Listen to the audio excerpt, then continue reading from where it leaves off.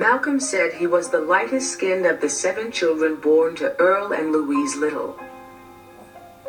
A reminder, he said, of the white man who had raped his mother's mother. In 1929, when Malcolm was 4 years old, his father, a carpenter and preacher, moved the family to Lansing, Michigan. Lansing was a small town, and the west side was the side of town that blacks lived on. Malcolm and his family lived outside of the city, and they had a 4-acre parcel with a small house on it. So they were sort of considered as farmers. 3 months after the Littles moved in, white neighbors took legal action to evict them.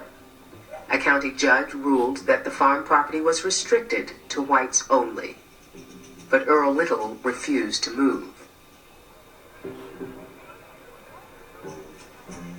Here in Michigan, Ku Klux Klan membership was at least 70,000, 5 times more than in Mississippi. For Malcolm's family, white hostility was a fact of life. Everybody was asleep in our house, and all of a sudden we heard a big boom. And when we woke up, fire was everywhere.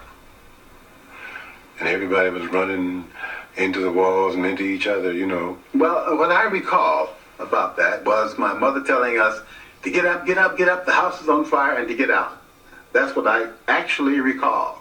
I could hear my mother yelling, I hear my father yelling, and so they made sure they got us all rounded up and got us out. The house burned down to the ground. No fire wagon came, nothing.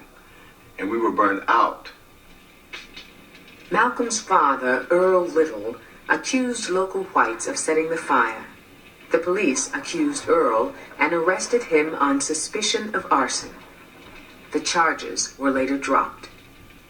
In the city where we grew up, whites would refer to us as those uppity niggers, or those smart niggers that live out south of town.